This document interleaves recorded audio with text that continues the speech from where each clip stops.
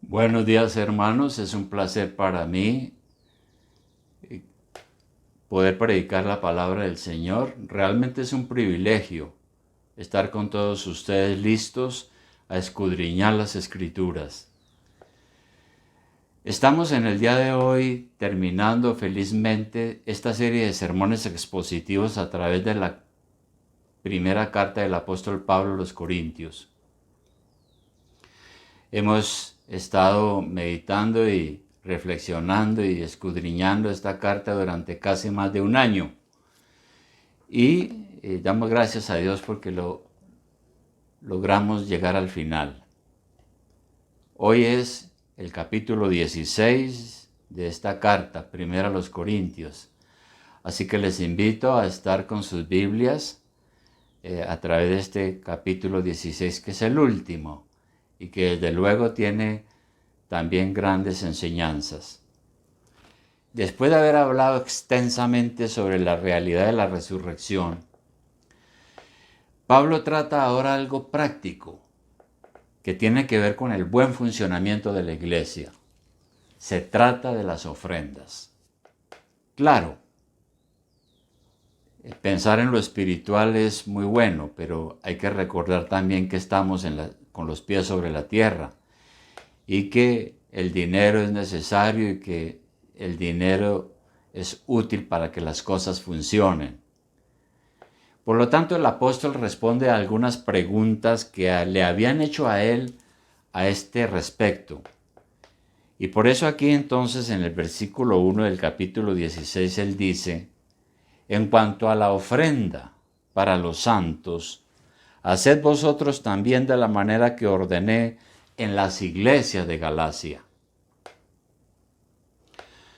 Dice aquí en cuanto a la ofrenda para los santos. ¿Cuáles santos? Naturalmente que aquí no está hablando de personas que después de que murieron fueron declaradas santas y que esas personas tienen poderes para ayudar a los vivos. Tampoco está hablando de personas con capacidades extraordinarias, con poderes super especiales para hacer cosas. La palabra santo en el original griego significa alguien diferente. ¿Y por qué es diferente? Porque es alguien que ha sido apartado para el Señor. Cuando uno recibe a Cristo y se entrega al Señor y se arrepiente de sus pecados, realmente empieza a vivir una vida diferente. Uno queda apartado para el Señor. Por consiguiente, los santos se refiere a los creyentes en la iglesia, a usted y a mí. Una iglesia es una congregación de santos porque han sido santificados por el Espíritu Santo, y se les llama santos, aunque no son perfectos, aún siguen siendo pecadores, pero han sido redimidos por la sangre de Jesús y santificados por el Espíritu Santo. De manera que Pablo pasa a aclarar lo que él considera conveniente y lo que él ha ordenado en todas las iglesias donde ha estado. El primer punto tiene que ver entonces con el sostenimiento de la obra. Dice en el versículo 2, cada primer día de la semana, cada uno de vosotros ponga aparte algo, según haya prosperado, guardándolo, para que cuando yo llegue no se recojan entonces ofrendas. La iglesia de Corinto estaba comprometida en dar una ofrenda a otra iglesia, la de Jerusalén. Y Pablo enseña a los corintios la buena costumbre de dar para el Señor. Y por eso dice aquí, en primer lugar, dice cada primer día de la semana. Nosotros sabemos que para aquel entonces en las iglesias el primer día de la semana era el lunes. Para nosotros es hoy el domingo. Luego dice él, cada uno de ustedes pongan aparte algo según hayan prosperado, guardándolo. ¿Por qué Pablo da instrucciones como tan sencillas, tan elementales, tan obvias sobre este asunto? ¿Por qué deberían guardarlo? Porque si no lo hacían, terminaban gastándolo en otras cosas y no iban a ser fieles en este deber. Es lo mismo que sucede con el diezmo. Si uno guarda su diezmo, pues uno termina dando al Señor. Pero si no guarda ese diezmo, termina uno gastándolo en otras cosas. En el caso de Corinto, cada creyente debería guardar esos donativos según estuviera prosperando, para que cuando el apóstol llegara se hiciera la recolección de la ofrenda. ¿Para dónde iba esa ofrenda? Para la iglesia en Jerusalén. ¿Cuál era el problema en Jerusalén? La iglesia de Jerusalén experimentó tiempos duros, tiempos difíciles. La gran persecución que se produjo a raíz de la muerte del primer mártir del cristianismo, de Esteban, hizo que la mayoría de los miembros de la iglesia huyeran de la ciudad. En Hechos capítulo 18, versículo 1, tenemos un relato de ese tipo de persecución. Hechos capítulo 8.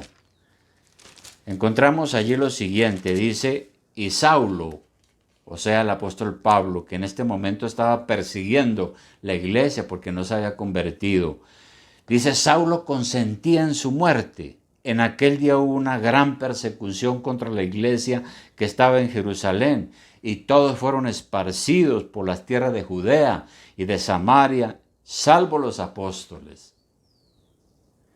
Y luego en el versículo 4 dice, pero los que fueron esparcidos iban por todas partes anunciando el evangelio. Entonces Felipe, descendiendo a la ciudad de Samaria, les predicaba a Cristo. Con motivo de esa persecución, los creyentes tuvieron que abandonar de pronto sus bienes y si bienes, si negocios, los creyentes pues atravesaron tiempos con grandes dificultades económicas. También en el año 46 después de Cristo se dice que hubo una gran hambruna en toda la Palestina, que naturalmente afectó también la iglesia. No obstante, habían algunos ricos en la iglesia, pero habían también algunos pobres en aquella iglesia. Siempre debemos tener presente que en la medida de nuestras posibilidades, debemos estar listos a ayudar verdaderamente a las personas que en realidad están necesitadas. A veces a las iglesias, tristemente, llegan personas mentirosas, buscando dinero y apelando al amor cristiano. Pero el apóstol Pablo sienta las directrices para que nosotros demos con sabiduría. Porque él también dice que si en la iglesia hay alguien que anda desordenadamente y que no quiere trabajar, que tampoco coma. En segundo lugar, otro aspecto que menciona aquí el apóstol Pablo tiene que ver con el compañerismo en la obra del Señor. Nuevamente aquí en 1 Corintios capítulo 16, en el versículo 5, el apóstol dice lo siguiente: iré a vosotros cuando haya pasado por Macedonia, pues por Macedonia tengo que pasar. Y podrá ser que me quede con vosotros, o aún pase el invierno, para que vosotros me encaminéis a donde haya de ir, porque no quiero veros ahora de paso, pues espero estar con vosotros algún tiempo, si el Señor lo permite. El apóstol cuenta en esta carta sus planes futuros. Él fundaba la iglesia y después de instruirla en la palabra del Señor nombraba ancianos. Posteriormente mantenía una comunicación epistolar con aquellas comunidades y pasado algún tiempo regresaba para visitarlas y ver el buen funcionamiento de aquellas iglesias que se habían establecido, y siempre teniendo en mente la proclamación del Evangelio. Y luego él menciona el caso de Éfeso. En el versículo 8 dice, pero estaré en Éfeso hasta Pentecostés. Y tenemos una anécdota allí sobre la iglesia de Éfeso en Hechos capítulo 19. En Hechos capítulo 19, nosotros tenemos la historia de lo que pasó allí cuando Pablo llegó a predicar el Evangelio. La ciudad de Éfeso era una ciudad sumamente pagana, idólatra. Allí había un gran templo dedicado a la diosa Diana, llamada también Artemisa, y había una gran estatua para adorar. Y toda la ciudad de Éfeso estaba dedicada a la diosa Diana. También en aquella ciudad habían unos comerciantes, unos fabricantes que trabajaban la plata y construían unos templecillos y unas estatuillas de aquella diosa. Y eso pues les daba grandes ganancias. Cuando el apóstol Pablo llegó predicando el Evangelio, enseñó que Dios no habita en templos hechos de manos, ni que Dios está en las figuras para adorar o cosas por el estilo. Y naturalmente que hubo un gran problema porque los comerciantes que estaban dedicados a la fabricación de estas estatuillas y de estos templecillos vieron afectadas sus ganancias. Así que ellos hicieron un gran problema en esta ciudad, el cual leemos allí en Hechos de los Apóstoles, capítulo 19, versículo 28. Dice, cuando oyeron estas cosas, se llenaron de ira y gritaron diciendo, grande es Diana de los Efesios. Y la ciudad se llenó de confusión, y a una se lanzaron al teatro, arrebatando a Gayo y a Aristarco, macedonios, compañeros de Pablo. O sea que hubo una gran conmoción, porque en el versículo 27 esta gente dijo, no solamente hay peligro de que nuestro negocio venga a desacreditarse, sino también que el templo de la gran diosa Diana sea estimado en nada y comience a ser destruida la majestad de aquella a quien venera toda Asia y el mundo entero. Pues bien, no obstante eso que sucedió, aquí en el versículo 9 de nuestra lectura de 1 Corintios 16, el apóstol dice que él encuentra ahora que las circunstancias estaban siendo favorables para regresar a la ciudad de Éfeso para anunciar el Evangelio. Por tanto, manifiesta su deseo de ir a ellos.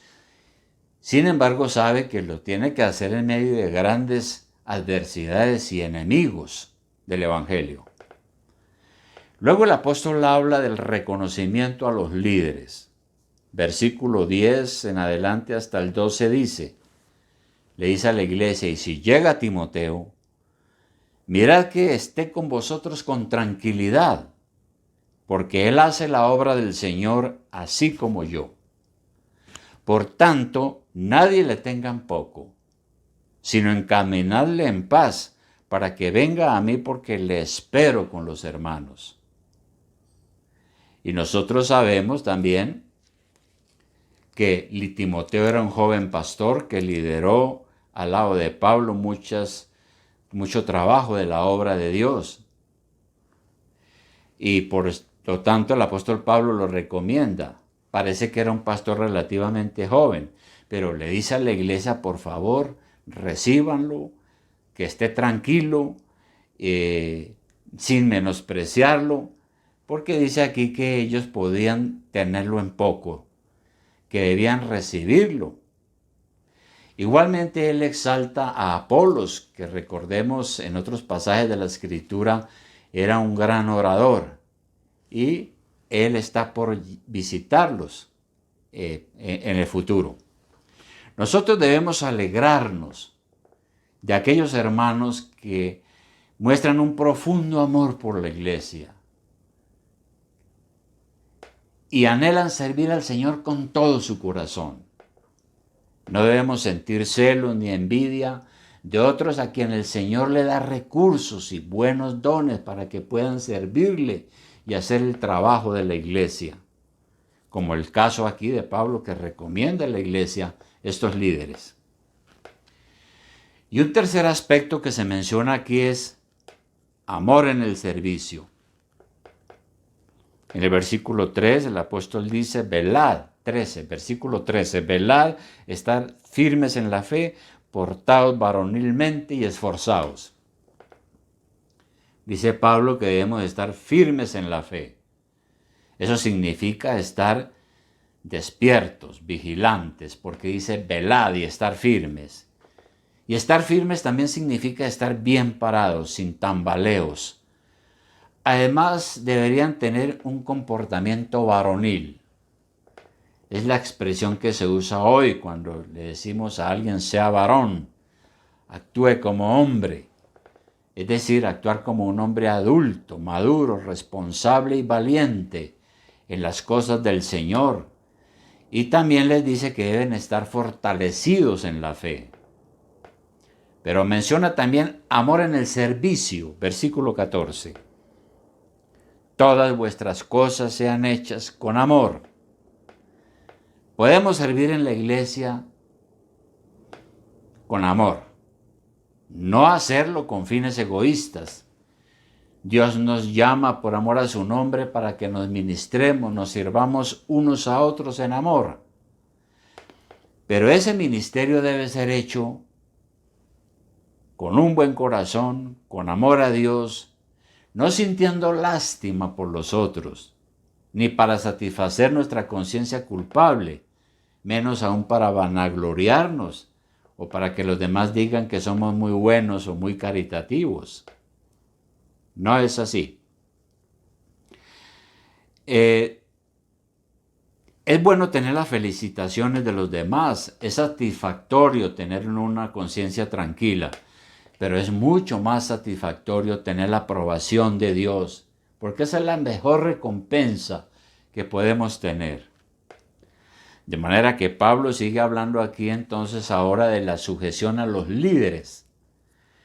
En el versículo 15 él dice, hermanos, ya sabéis que la familia de Estéfanas es la primicia de Acaya y que ellos se han dedicado al servicio de los santos. Os ruego que os sujetéis a personas como ellos y a todos los que ayudan y trabajan. Me regocijo con la venida de Estéfanas, de Fortunato y Acaico, pues ellos han suplido vuestra ausencia. Porque confortaron mi espíritu y el vuestro, reconoced pues a tales personas. Y Pablo entonces aquí resalta y nombra a la familia de Estéfanas. Y dice que ellos fueron los primeros frutos de la provincia de Asia, de su trabajo evangelístico, los primeros que se convirtieron en aquel lugar. Esta familia se había dedicado al ministerio de la iglesia. Desde el principio, Estéfanas y su familia tomaron la responsabilidad de ministrar las necesidades espirituales de los corintios, de los que se iban convirtiendo al evangelio. Su tarea era servir al pueblo de Dios. Con toda probabilidad trabajaban para hacer crecer la congregación. Pero tristemente, como sucede a veces, alguna gente de la congregación no apreciaba las labores de estos hermanos. No querían esta familia. Probablemente los celos y las rivalidades minaban el buen funcionamiento, el bienestar y la concordia de la membresía. Pablo ruega a la iglesia que se sujeten a ellos. Pónganse a disposición de sus líderes que con diligencia sirven a los miembros de la comunidad. Nosotros podemos ver que en la epístola a los Hebreos, en el capítulo 13, versículo 17, también el autor exhorta a la iglesia a someterse a sus líderes, a someterse en amor, en el buen sentido de la palabra. En el versículo 17 dice él, obedeced a vuestros pastores y sujetaos a ellos, porque ellos velan por vuestras almas, como quienes han de dar cuenta, para que lo hagan con alegría y no quejándose, porque esto no os es provechoso. Esto de sujetaos a los pastores, en otras palabras, quiere decir cúmplanle a sus líderes. Así que primeramente el apóstol aquí en esta carta a los Corintios se refiere a la familia de Estéfanas. Pero luego amplía el círculo, porque luego dice, allí nuevamente en el capítulo 16 de Primera de Corintios, en el versículo 16 dice, os ruego que os sujetéis a personas como ellos y a todos los que ayudan y trabajan. Esto quiere decir que los apóstoles y sus ayudantes y cualquiera otro que trabaja en la iglesia merece respeto.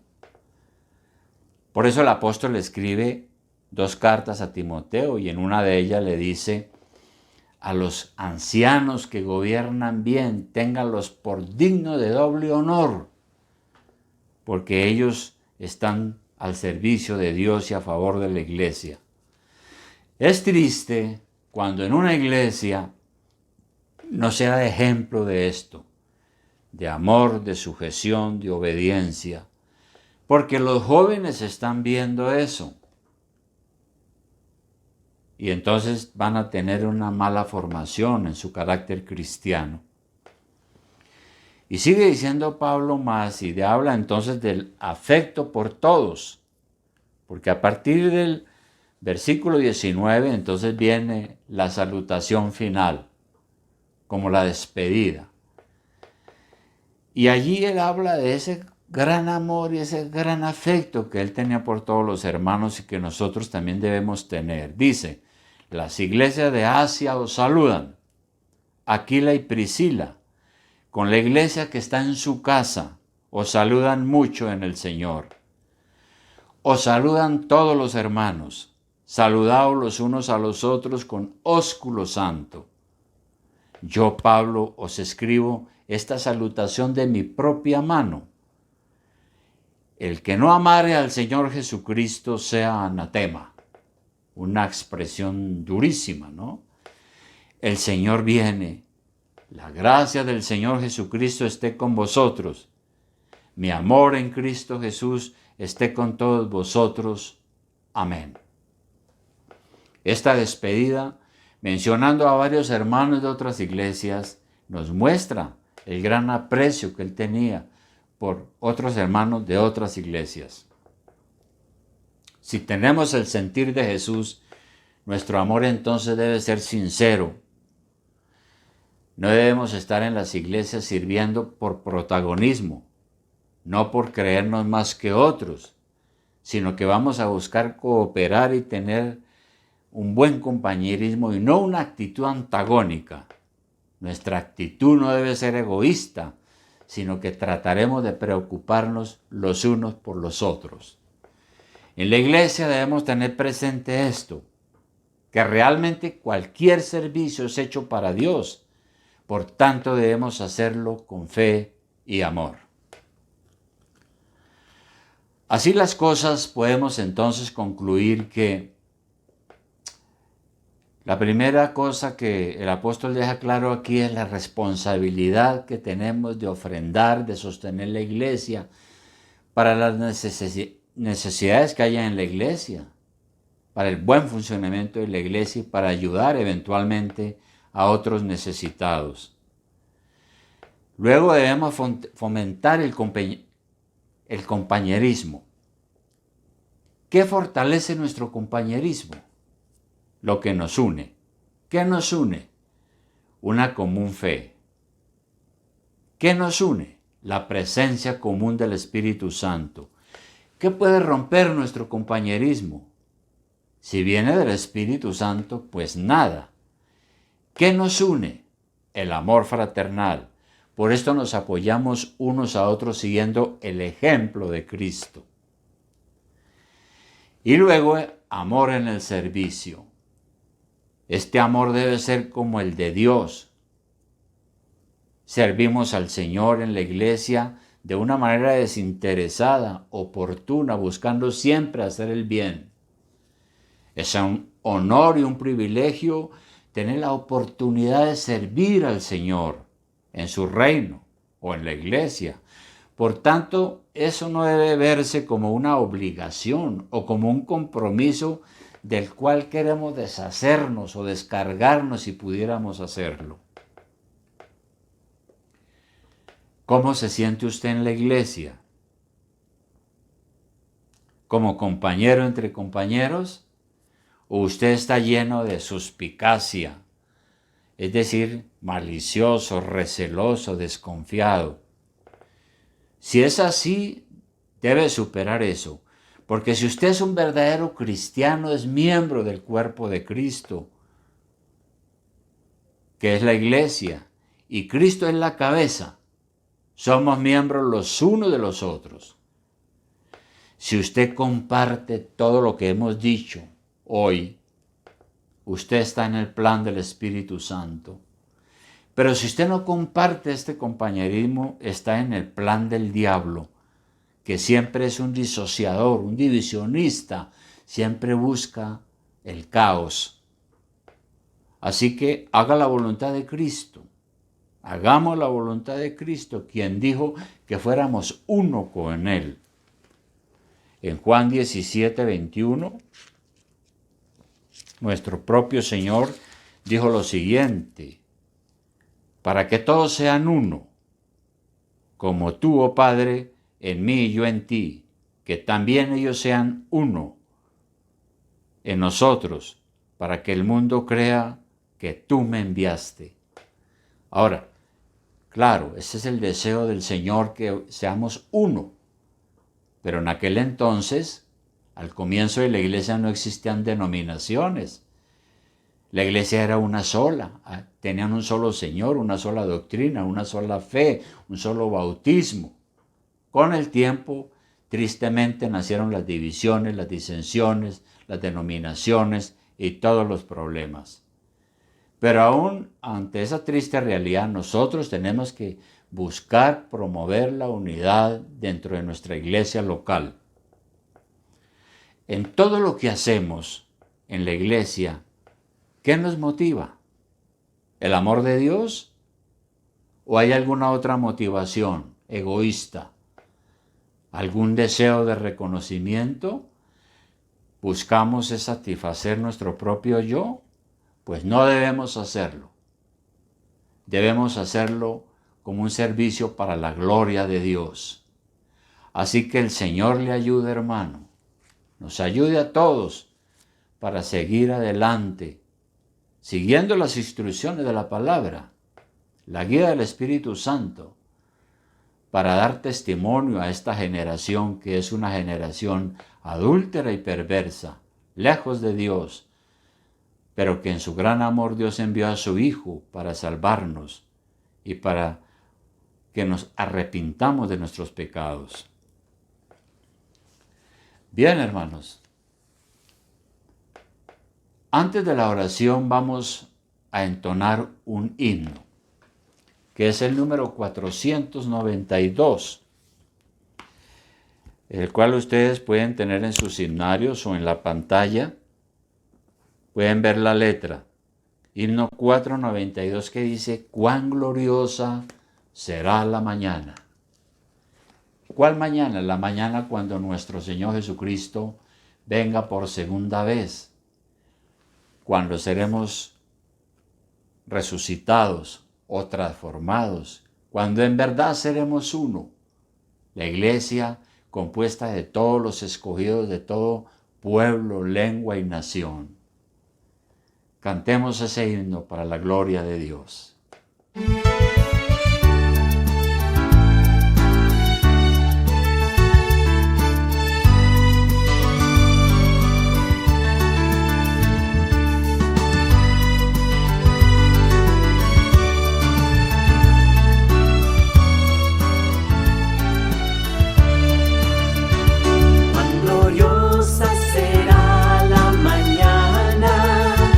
Cuando venga Jesús el Salvador.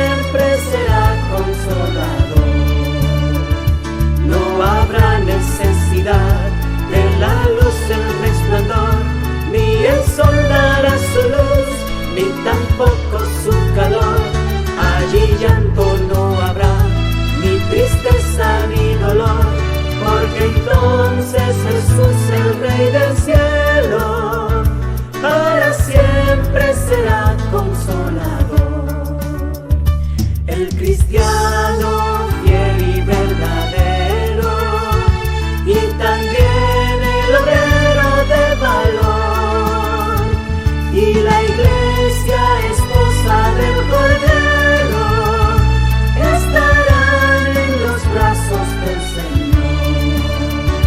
No habrá necesidad de la luz, el resplandor, ni el sol dará su luz, ni tampoco su calor. Allí llanto no habrá, ni tristeza ni dolor, porque entonces Jesús, el Rey del cielo, para siempre será consolador. No habrá necesidad de la luz, el resplandor, ni el sol dará su luz, ni tampoco su calor. Allí llanto no habrá, ni tristeza ni dolor, porque entonces Jesús, el Rey del cielo, para siempre será consolador. Bien, ahora que hemos cantado este bello himno, vamos a orar a nuestro Señor. Querido Padre Celestial, gracias, Señor, porque durante todo este tiempo tú nos has acompañado escudriñando las Escrituras sobre esta epístola del apóstol Pablo a los Corintios. Aquí tú nos has enseñado cosas valiosas para el buen funcionamiento de la iglesia hoy. Gracias, Padre, porque nos has iluminado y nos has llevado a través de este tiempo y nos has edificado.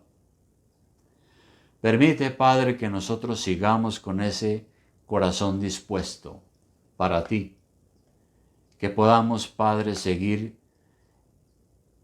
proclamando las buenas nuevas de salvación a una generación como esta. Pero también, Señor, nos alegramos en el futuro, en la esperanza. Que la muerte no es el fin y que las cosas como las estamos viendo hoy no permanecerán para siempre, sino que un día el mal no será, la muerte no será más, el pecado y el crimen desaparecerán y reinaremos con Cristo para tu gloria y honra en la paz de Dios. Te adoramos, Señor, hoy, en el nombre de Jesús nuestro Salvador. Amén.